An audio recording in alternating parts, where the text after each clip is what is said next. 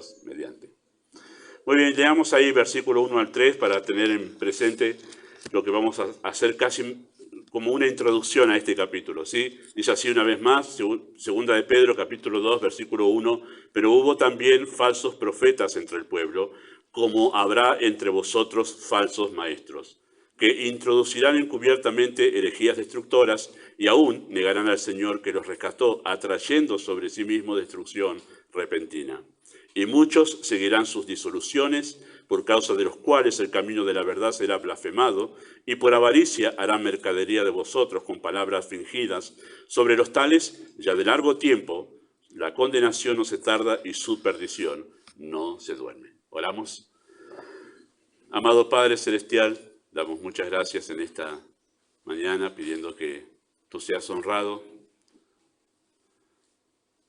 en medio de tu pueblo congregado. Y oramos que sea tu Espíritu el que haga resonar la importancia de esta enseñanza dentro del corazón. Rogamos, Padre, que tú abras el entendimiento. Tú eres el soberano, el poderoso, el que puedes hacer que toda persona, instruida o no, culta o no, mayor, joven o pequeño, pueda entender tu verdad. No hay limitaciones para la obra poderosa del Espíritu. No se trata de la habilidad del predicador, ni de la capacidad de quienes escuchan, sino de tu voluntad en querer revelar la verdad a nuestras almas. Así que pedimos que así sea en esta mañana, que te dignes a revelar la verdad al corazón de cada uno de los que están aquí. En el nombre de Jesús. Amén. Llegar a un comercio, el que sea, especialmente pasa cuando estamos en la compra del supermercado, ¿no? Llegar a un comercio y para pagar a la caja, ¿no? Para pagar nuestra compra y escuchar que el cajero nos dice, este billete es... Esa es una de las decepciones más comunes de la vida cotidiana. Llegar justamente a la caja y decir, señor, este de 1000 es falso, lo siento. Oh. Es una de las decepciones más comunes de la vida cotidiana. Saber que nos han engañado, esa es la mayor decepción, que nosotros lo recibimos de alguien, ya sea un cambio de otra compra o que justo fuimos al cajero y sacábamos ahí del pago del mes y decir, me engañaron. Y más si saca del cajero para volver para atrás, ¿a quién le reclama, no? Tremendo. Pero es una de las decepciones más grandes, o más comunes, mejor dicho, saber que nos han engañado. Es una decepción porque se cae al piso toda la ilusión que teníamos, ¿no? Al pensar en cuántas cosas me voy a comprar con estos 2000 pesos. Ya teníamos pensado para esto. Y, bueno, cuántas cosas podíamos comprar con ese billete y ahora caemos en la cuenta de que en realidad no vale nada. No vale nada. Bueno, la falsificación de un billete consiste en la habilidad de lograr que el billete falso se parezca lo más posible al verdadero, si no, nadie cae en el engaño. Si el billete dice 1000 acá, pero el otro lado tiene la propaganda de un circo. Ya sabemos que es falso ese, ¿verdad? La habilidad consiste de que se parezca lo más posible al verdadero, al genuino, al que sale del Banco Central, ¿no? Esa es la habilidad de la falsificación, si podemos llamarlo de esa manera, ¿no? Pero ¿cómo sabemos que un billete es falso? ¿Cómo las personas que el cajero te dice este billete es falso? ¿Cómo sabe? Por el sello, por la marca de agua.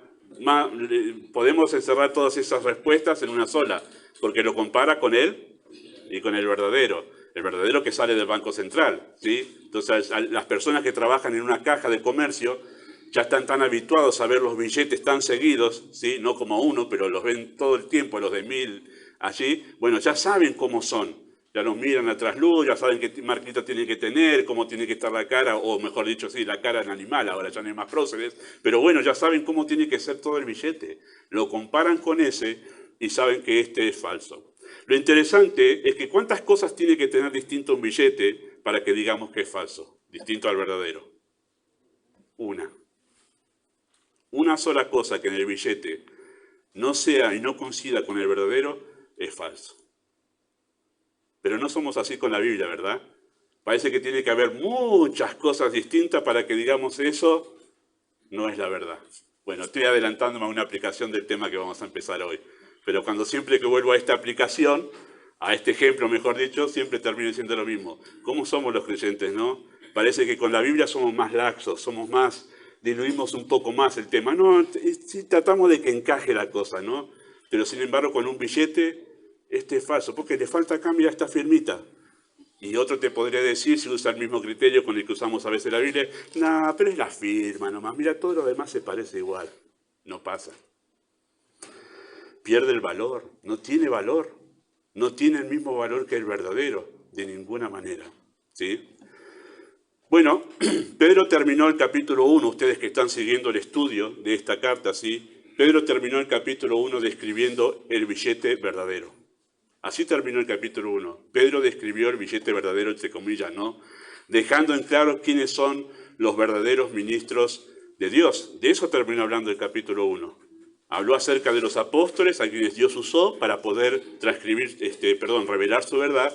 Y habló de los profetas en el Antiguo Testamento, hombres santos a quienes Él reveló la verdad, para, darnos a dejar establecida su palabra, ¿sí? Él habló acerca del billete verdadero, de los ministros de Dios que son verdaderos. Pero, noten el capítulo 2 cómo comienza. Pero, comienza con un pero. ¿Se acuerdan? La semana pasada mencionamos acerca de los conectores, lo importante que son. Este también es un conector.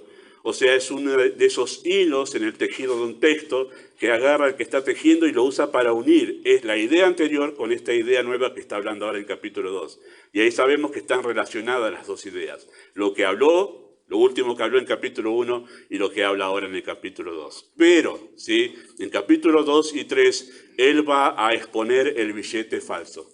Así que pone el billete verdadero al final del capítulo 1 y el billete falso ahora en capítulo 2. Eso es lo que hace. Los verdaderos ministros de Dios y los falsos ministros que dicen predicar un evangelio verdadero, pero en realidad es un evangelio falso, ¿sí?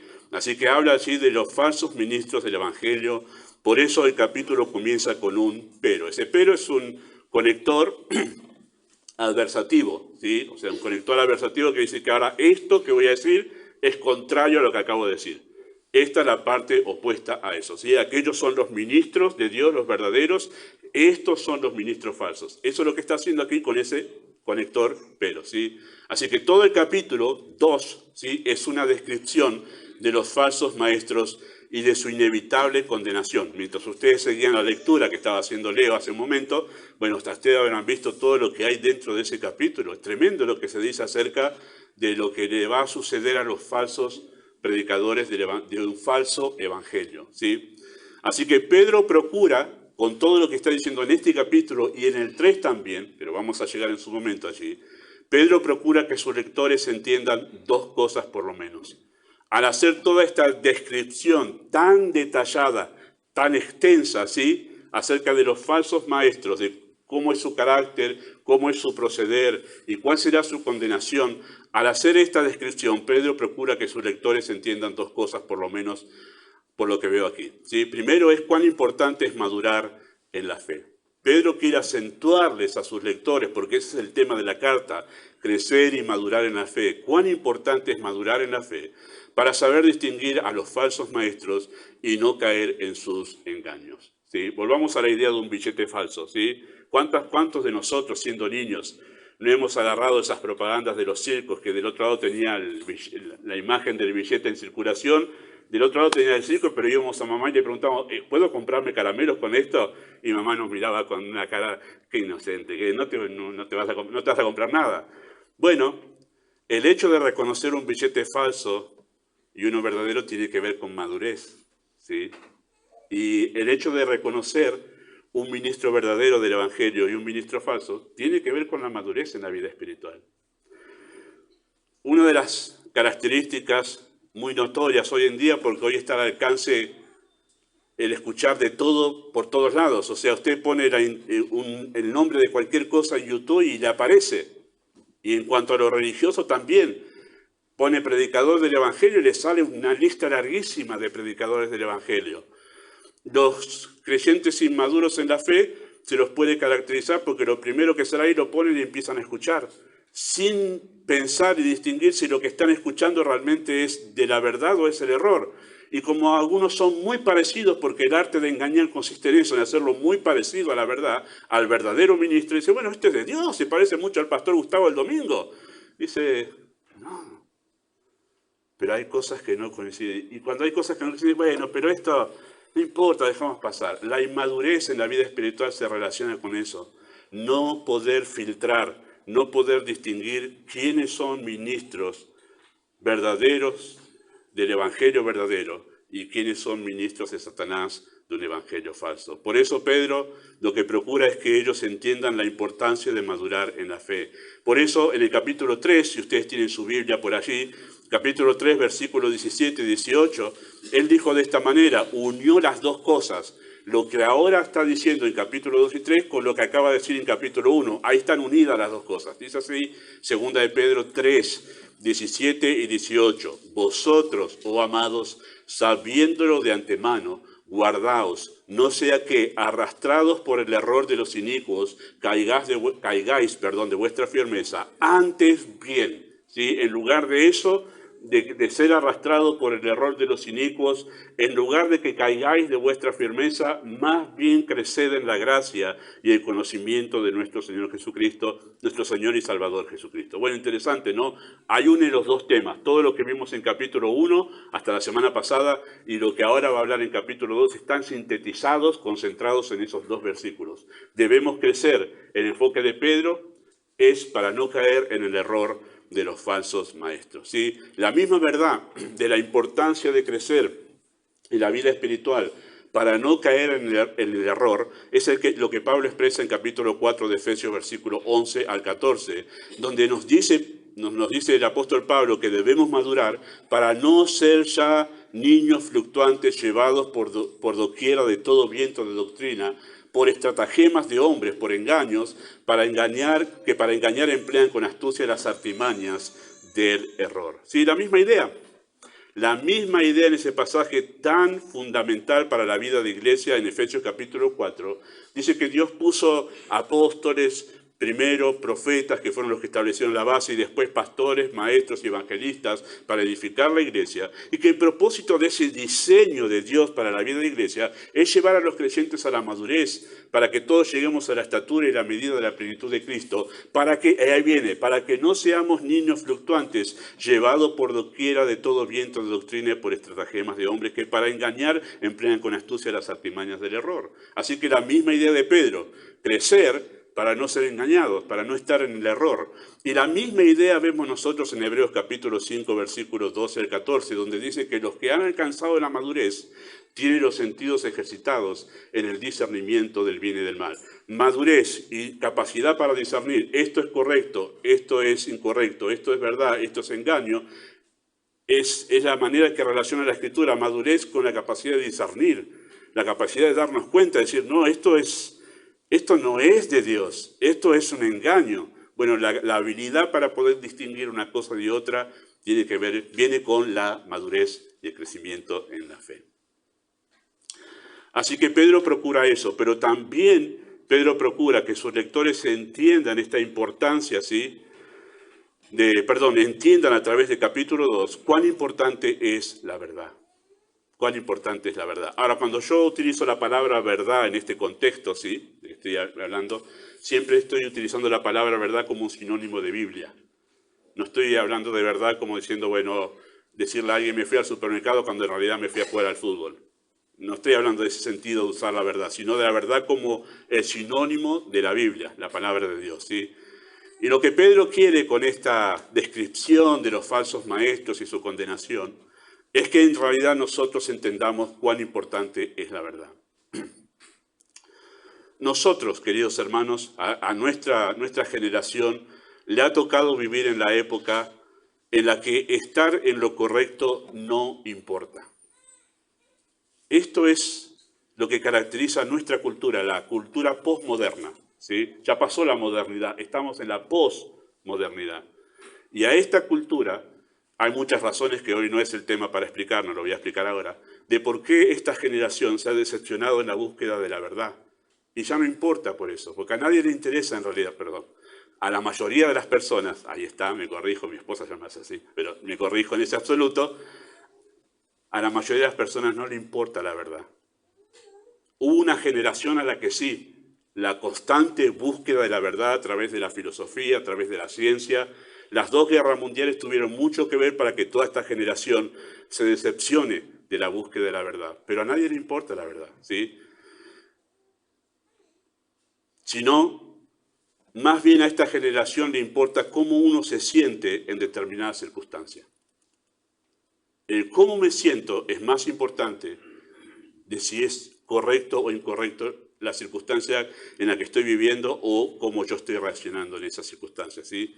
Entonces, debido a esa generación sentimental o sentimentaloide, podemos llamarlo, debido a esa generación, lo moral, lo intelectual y lo teológico se aceptan como verdaderos solo si me producen buenas sensaciones o buenos resultados. Esto es un estudio mucho más amplio. Algunos han leído el libro de Pastor MacArthur, La verdad en guerra. Es muy bueno porque trata sobre todo este tema, todo este asunto, porque hoy la gente está decepcionada de la verdad. Esto se explaya muchísimo más, quiero decirles, queridos hermanos. Pero hoy la manera en que la gente tiene de resolver si algo moral es correcto o incorrecto depende de cómo yo me siento. O sea, si eso me produce buenas sensaciones, me produce una sensación de felicidad, es bueno. No importa qué diga Dios, no importa qué diga el mundo, no importa qué diga el Estado, no importa lo que a mí me hace sentir bien, eso está bien. Esa es la manera que se resuelve lo moral hoy en día. Por eso es que no importa el conocimiento, importa cómo yo me siento, ¿sí? Es la generación del individualismo. Yo soy mi verdad. Yo soy quien determino la verdad, ¿sí? Y lo intelectual también, es interesante que lo intelectual se resuelve de manera emocional, sentimental. La gente ya no, en su mayoría, no razona, sino no me importa lo que me está diciendo. Yo me siento bien con esto y está bien, no importa lo que vos me digas. Esa es la verdad. Hasta lo intelectual hoy se razona de manera sentimental, circunstancial. Y lo teológico se resuelve de manera pragmática. Si vos lo que haces religiosamente da algún resultado positivo, me sirve. No importa qué diga la Biblia. Me sirve a mí porque esto me resultó. Ya no importa entonces la verdad. Así que vivimos en una generación que no le importa la verdad. Todo lo que me produzca malas sensaciones, algún tipo de dolor o de sufrimiento es malo. Pero si me produce un sentimiento bueno, es bueno. Y así se resuelven todas las cosas hoy en día. El sentir personal se ha vuelto la verdad absoluta para muchas personas. Es así que no pocas personas vagan de iglesia en iglesia en busca de sensaciones y no en búsqueda de la verdad. ¿Lo han notado? Vagan de iglesia en iglesia en búsqueda de sensaciones, pero no en búsqueda del conocimiento y la verdad. Voy a esta iglesia y ahí me siento bien. El asunto es qué te enseñan. Y la gente no está preparada y no se prepara para ir a la iglesia a buscar conocimiento, sino a experimentar sensaciones. Y ahí es donde nosotros vemos que no importa la verdad, sino importa cómo me siento. Más allá de que sea el error, la verdad, me siento bien y ahí estoy. Y eso es una clara demostración de que hoy en día no importa la verdad y eso se ha filtrado en la iglesia de Cristo hoy en día. Y es así como el cristianismo postmoderno, tiene en baja estima la verdad de Dios y hay poco interés en el saber.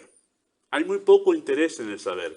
En la era, queridos hermanos, digital, donde estamos, nuestro teléfono tan pequeñito puede cargar un montón de libros cristianos. Hoy está al alcance muchos libros en PDF, muchas Biblias en PDF de todo tipo y color. Está al alcance para tenerlas en un teléfono e ir leyéndolas. Y el que no puede leer en teléfono lo pone en su PC y lo puede leer tranquilamente. Hay un montón de libros que se dan gratis en PDF para poder conocer y leer. Bueno, un montón de cosas al alcance y es la generación que menos lee su Biblia. Para demostrar que el amor por la verdad y el interés por la verdad no es una cuestión de recursos, no lo es. Es una cuestión del corazón.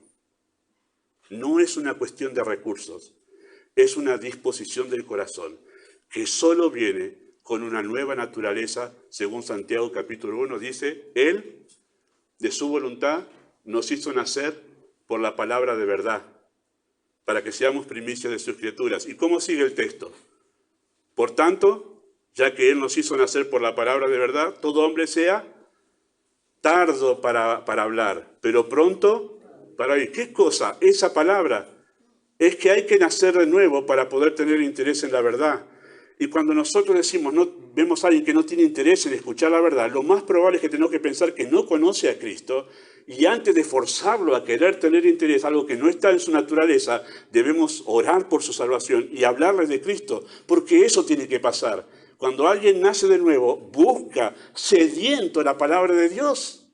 Eso es lo que debe suceder. Lo que ha demostrado esta generación, poniendo tanto literatura cristiana al alcance, es que hay muchos en las iglesias que no conocen al Señor. Y voy a decir lo mismo que dije hace tiempo.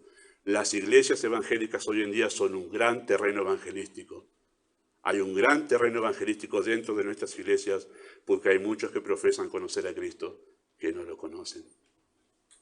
No lo conocen. Y esa falta de interés por el conocimiento de la verdad es la primera demostración de falta de vida espiritual en el corazón. Perdón, Meche, ella me sigue, pero yo me hice un lapso acá en el proyector. Muy bien. Así que el pasaje que comenzamos a estudiar en esta mañana nos demuestra que para Dios su verdad importa. Ese pasaje que empezamos a ver lo vamos a notar mucho más en el desarrollo, ¿sí? Pero este capítulo 2 demuestra cuánto le importa a Dios su verdad, la palabra de Dios. Porque cuando nosotros leemos la condena, queridos hermanos, que hay sobre los falsos maestros, decimos, ¡wow! ¡Wow! Porque se está hablando que la misma condena que hubo para los ángeles caídos en Génesis capítulo 6, de la cual hablamos en la primera carta, ¿se acuerdan? Está haciendo una comparación a estos falsos maestros, también le viene el mismo grado de ira sobre ellos que a esos hombres. Está citando también, vamos a verlo después, pero la generación que murió ahogada con el diluvio universal y que solamente 8 personas se salvaron de eso, y la ira de Dios llegó a su colmo con esa generación de Noé, y está diciendo con estos falsos maestros, la ira de Dios llega a su colmo. ¿Por qué? Porque han tocado la verdad de Dios.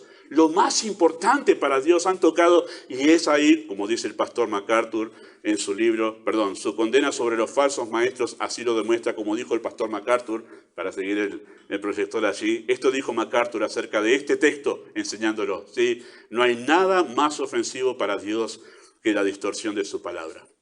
Y eso deberíamos tenerlo en cuenta para que nosotros mismos, cuando hablamos de la verdad, tengamos cuidado en ser, como dijimos la semana pasada, cuidadosos para no estar diciendo algo que la Biblia no dice, ¿sí?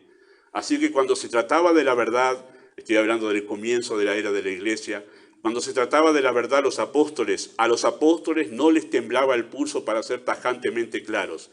Por ejemplo, 2 de Juan, capítulo 1, versículo 9 al 11, 2 de Juan, versículo 9 al 11, dice así el apóstol Juan, dice, cualquiera que se extravía y no persevera en la doctrina de Cristo, no tiene a Dios. Ahora, ¿usted ha notado lo que acaba de decir Juan aquí? ¿Sí? Sé que no está el texto. Oh, sí está ahí. Muy bien. Cualquiera que se extravía, y no persevera, la perseverancia de los santos, ¿sí? No persevera en la doctrina de Cristo. ¿Qué dice Juan? Bueno, capaz que es creyente y no tiene madurez. Capaz que es alguien, no, él dice, no tiene a Dios. Y decir que no tener a Dios es decir que no es salvo. Eso es lo que está diciendo el texto allí. El que persevera en la doctrina de Cristo, ese sí, hay un acento ahí, ese sí tiene al Padre y al Hijo, ese sí es salvo, diríamos en palabras de hoy. Si alguno viene a vosotros y no trae esta doctrina, la doctrina de Cristo, no lo recibáis en casa. Oh, ¿había escuchado esto alguna vez? ¿Lo ha hecho? ¿O le ha dicho, bueno, no pasa, la verdad que, aunque vos... Acá podemos tomar mate tranquilo y charlar. No importa, no nos ofendamos vos y yo. Vos no tocas mi tema, yo no toco el tuyo, pero acá dice no lo recibáis. No lo recibáis en casa, ¿sí? Ni le digáis bienvenido. ¿Por qué, Juan? ¿Por qué tenemos tan tajante? Bueno, Juan responde, porque el que le dice bienvenido participa de sus malas obras. Es tremendo el texto. No le tembló el pulso a Juan para decir, miren, si se trata de falsa doctrina, no lo reciban en casa. No lo reciban en casa. Cristo pronunció las palabras más duras de su ministerio contra los falsos maestros de Israel. Habló de ellos como ciegos guiando ciegos y sepulcros blanqueados. Tremendo. No tuvo reparos en Cristo. Cuando se trataba de la verdad de Dios, Cristo no tuvo reparo en pronunciar las palabras más duras de su ministerio contra los fariseos, los religiosos de su tiempo. La verdad, queridos hermanos, importa y nuestro texto lo demuestra. Pero cuando empezamos a leer el capítulo 2, los estudiosos en teología en las iglesias cristianas se ponen y dicen, wow, fenómeno, me siento en mi sillón, esta es la película que quería ver. Sí, falso maestro allá, falso maestro allá, falso maestro allá. Y cuidado, porque aunque el texto parece una denuncia contra los falsos maestros, en realidad no lo es. El texto no es una denuncia contra los falsos maestros, ¿sí? O Pedro no tenía ese propósito. En realidad, todo lo que encontramos aquí sobre los falsos maestros es una exhortación a los creyentes para que se despierten y tomen en serio el crecimiento en la fe ante el peligro de ser arrastrados por el error y por el engaño. Voy a aprovechar porque este es el texto para eso, voy a empezar a mencionar muchas cosas a lo largo del estudio de cosas que nosotros como cristianos hemos adoptado de las diferentes tendencias teológicas y que no son verdad, pero las hemos adoptado. Por ejemplo, ¿no han notado en verdad cuánto ha influenciado el movimiento carismático pentecostal en nuestra manera de pensar? Tanto es así que estamos más dispuestos. No está mal pedir oración, pero estamos más urgentes y más necesitados de pedir por la salud que por nuestro crecimiento espiritual. ¿No ha notado? Eso es mucho de la influencia del movimiento carismático y pentecostal que solo se centra en salud, bienestar y dinero. Y nosotros salud, pues enseguida, pidan por mi salud. Nos vemos mal espiritualmente y no pedimos oración ni por asomo, porque estamos más centrados en el bienestar físico, económico y de felicidad emocional que en el espiritual. Y eso tiene que ver con la influencia de una corriente teológica que no es verdadera y que ha sido un engaño. Bueno, eso entre varias cosas que vamos a mencionar. Pero, ¿qué dice nuestro texto acerca de los falsos maestros? Bueno, vamos a empezar hoy nomás como una pequeña introducción al texto. Vamos a decir en primer lugar, y esto tiene más puntos, que lo que dice el texto acerca de los falsos maestros es que es una realidad permitida por Dios. El texto nos dice que la presencia de falsos maestros en nuestro tiempo y también en tiempo antiguo es una realidad permitida por Dios, ¿sí? Dios lo permite, ¿sí? Noten el texto que dice allí, pero hubo también falsos profetas entre el pueblo, como habrá entre vosotros falsos maestros, ¿sí? Bueno, hubo y habrá. Pedro dice, bueno, capaz que... No, habrá. ¿Sí? Es una afirmación. Es una afirmación que indica la realidad con la que los creyentes debemos convivir. O sea, van a estar siempre, los falsos maestros van a estar siempre. Esta afirmación está basada en el hecho de que también el pueblo de Israel tuvo que convivir con los falsos maestros. Él saca esta conclusión, Pedro, guiado por el Espíritu. Hubo falsos profetas entre el pueblo, que se refiere al pueblo de Israel, Antiguo Testamento. Entonces, como conclusión sacamos que en este momento, en la era de la iglesia, habrá entre vosotros, como pasó antes, va a pasar ahora, habrá entre vosotros también falsos maestros. Así que, muchachos, agárrense, porque vamos a tener que convivir con falsos maestros, ¿sí? Y interesante que hay una frase allí que debemos acentuar, y es, habrá entre vosotros, ¿sí? No dice, muchachos, no sean problemas. Dentro de una iglesia que es sana, no va a pasar esto. Esto va a pasar afuera. No. Entre vosotros habrá falsos maestros, ¿sí? Así que afirma que los falsos maestros surgirán en el seno de la iglesia sana de Dios. Y usted dice, no, pastor, ¿qué está diciendo? Pues, revise eso. Bueno, miren, vamos a afirmar esto así. No debe resultarnos raro, queridos hermanos, que de entre los que concurren a una iglesia sana se levanten falsos maestros. Así ha sucedido y así sucederá. Porque escuchen esto que dijo Pablo en Hechos 20, versículo 28 al 30.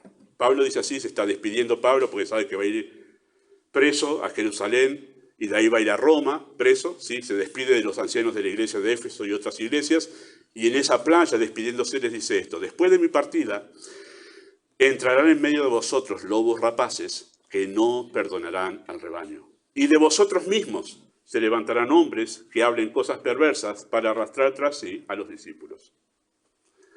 Ahora es el momento de estar pensando como los discípulos el día que Cristo le dijo, usted me va a entregar, y todos pensaban, ¿quién será? Pero queridos hermanos, no debe resultarnos raro que en algún momento, en el transcurso, por lo menos que yo esté aquí de pastor, que en algún momento nos enteremos que alguien se va enojado de la iglesia y de repente se va a otra creencia. Opta por ir a otra corriente teológica, diciendo que yo soy un falso predicador, falso maestro del Evangelio, y que la iglesia está en un error. Va a suceder, va a pasar. De los conocidos falsos maestros que han estado en Argentina, si usted estudia su procedencia, va a saber que han salido de iglesias sanas. Han salido de iglesias sanas. ¿Sí? Yo sé que hay algunos aquí que después pueden añadir mucho más, como nuestros hermanos Orielce, que vienen de todo un trasfondo de esto, y se hace así, Luis. Conoce más que yo de esto. Sabe que ha pasado así. Sabe que ha pasado así.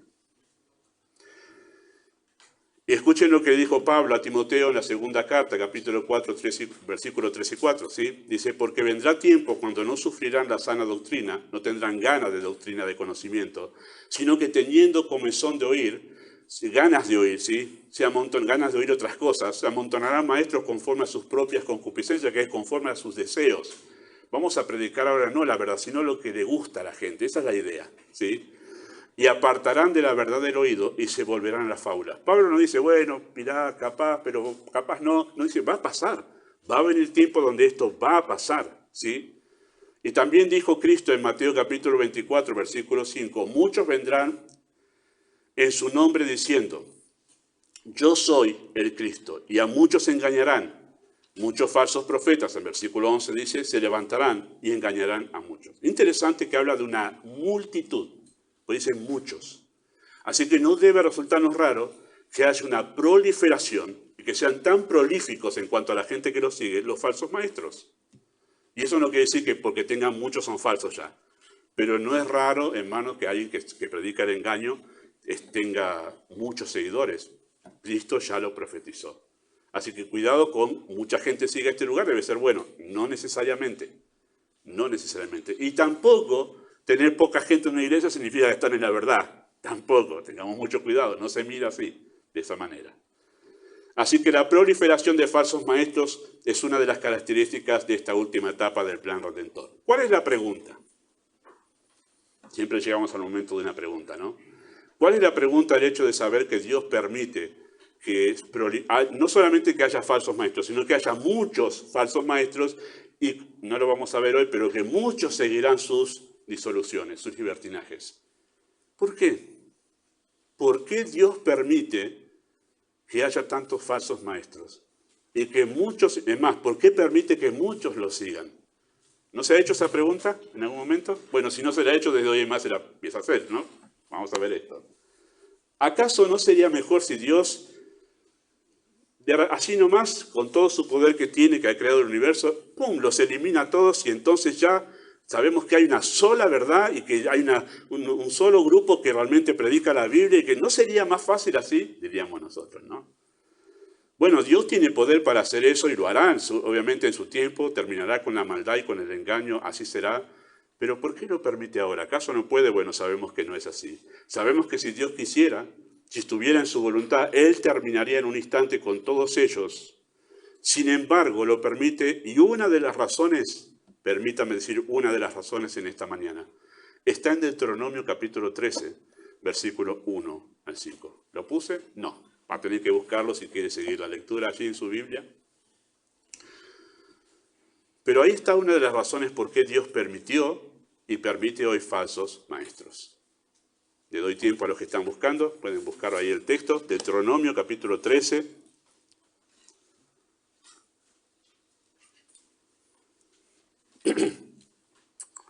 Versículo 1 al 5 dice así.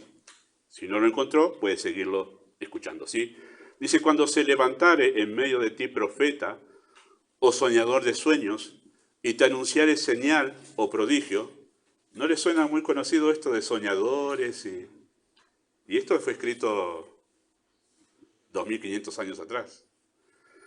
Y si se cumpliere la señal, interesante, no solo profetiza, y hace, sino que se cumple la señal. Eso no lo teníamos. Vamos a hablar en algún momento, cuando sigamos el estudio de estos falsos maestros, que Satanás tiene poder, los demonios tienen poder para sanar incluso. Es más, una de las señales cuando venga el anticristo en ese tiempo del fin es que va a resucitar.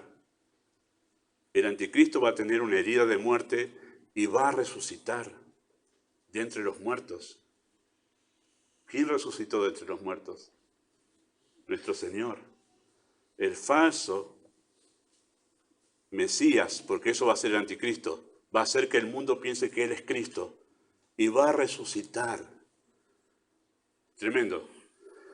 Y si se cumpliera la señal o el prodigio que Él te anunció diciendo, vamos en pos de dioses ajenos que no conociste y sirvámosles, no darás oído a las palabras del tal profeta. Pero ¿cómo, Dios? Si acabamos de ver una gran señal, ¿cómo no lo vamos a seguir? Si mirá la señal que hizo. Y se cumplió lo que dijo, ¿cómo no lo vamos a seguir? Y Dios dice, no sigas a tal soñador o profeta.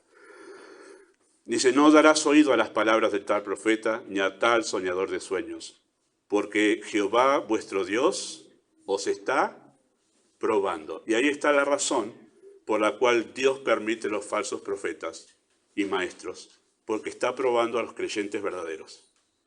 Es una prueba a los creyentes verdaderos. Por eso están los falsos maestros y profetas. ¿Qué es lo que está probando? Bueno, ahí dice el texto, para saber si amáis a Jehová vuestro Dios de todo vuestro corazón y con toda vuestra alma. En pos de Jehová vuestro Dios andaréis, a Él temeréis, guardaréis sus mandamientos y escucharéis su voz. A Él serviréis y a Él seguiréis. Tal profeta o soñador de sueños ha de ser muerto, por cuanto aconsejó rebelión contra Jehová vuestro Dios, que te sacó de la tierra de Egipto y te rescató de casa de servidumbre, y trató de apartarte del camino por el cual Jehová tu Dios te mandó que anduvieses, y así quitarás el mal del medio de ti. Oh, gracias a Dios que tenemos la segunda carta de Juan, porque en la segunda carta de Juan nos dice, saldrás a la calle y la apedrearás. No lo recibas, hasta ahí nomás está bien. Pero en el Antiguo Testamento, el atar la pasión por el amor a la verdad que debía tener el pueblo, que tal profeta debía ser apedreado. Tremendo. Tremendo. Bueno, Dios permite a los falsos maestros como una manera de probar a los creyentes. Esa prueba consistía en probar cuán comprometidos están los creyentes con la verdad de Dios. Cuán comprometidos están los creyentes con la Escritura, con la verdad de Dios. No importa si hace una señal, no importa si realmente se cumple el milagro que dice, no es eso lo que determina la verdad. ¿Qué determina la verdad? Su palabra y su ley, porque seguidamente le dice abajo, mis mandamientos siguen. Porque si el tal profeta hace algo y se hace una señal, pero su prédica es ir en contra de la verdad, en contra de Dios, en contra de esto y en pos de otra verdad, bueno, no sigan, no importa la señal que haga. Por más que se resucite entre los muertos, no lo sigan. La verdad es lo que importa. Y la verdad es lo que determina qué es cierto, qué es lo correcto. Y es una prueba para los creyentes, hasta dónde están aferrados a la verdad de Dios. ¿Sí? Por eso es una prueba de amor, porque el compromiso con su verdad es una de las mayores manifestaciones de amor a Dios. Por eso dice, prueba si amáis a Jehová, porque la manera en que nosotros tenemos para demostrar que amamos a Dios es que amamos su palabra. Porque Dios no está acá de cuerpo presente, Cristo no está acá de cuerpo presente. ¿Cómo demostramos el amor a Él? Amando su palabra. ¿Quién dijo eso en Juan capítulo 14? Si me amáis, guardad lo mismo que está diciendo acá. El amor por la palabra de Dios es una de las mayores manifestaciones del amor a Dios. Y por eso es cuando nos enfrentamos con el error.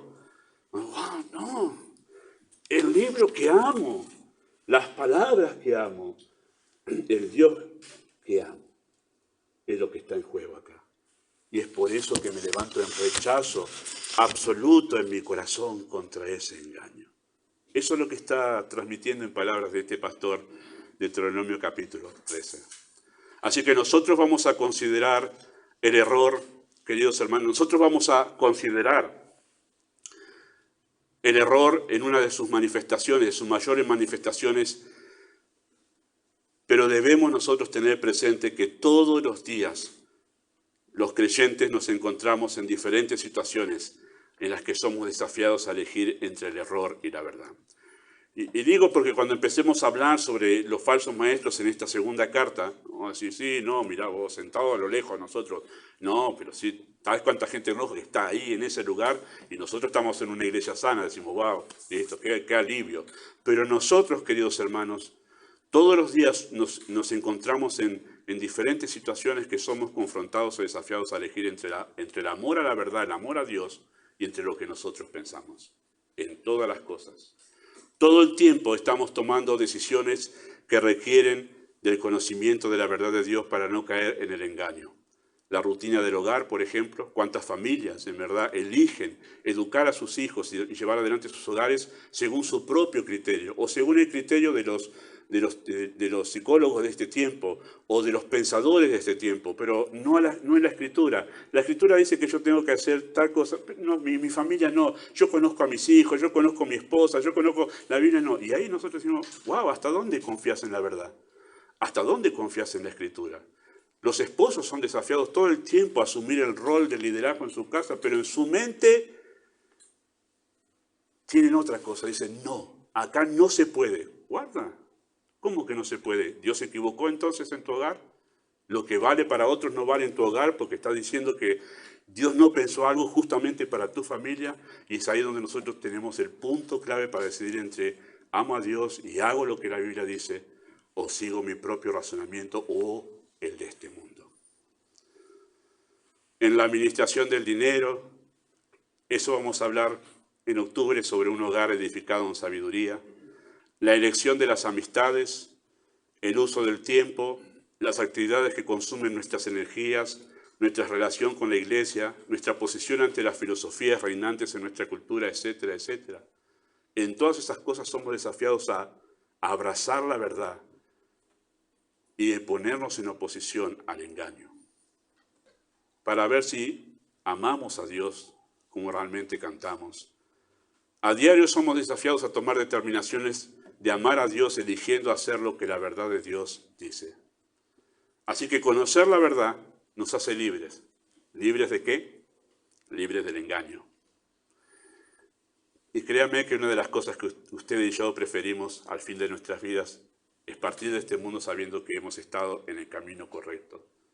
Qué gran tristeza sería llegar al fin de nuestras vidas, o peor aún, pasar a la eternidad y saber que hemos estado en el camino incorrecto y que hemos hecho las cosas equivocadamente. Eso sería una gran decepción al fin de la vida.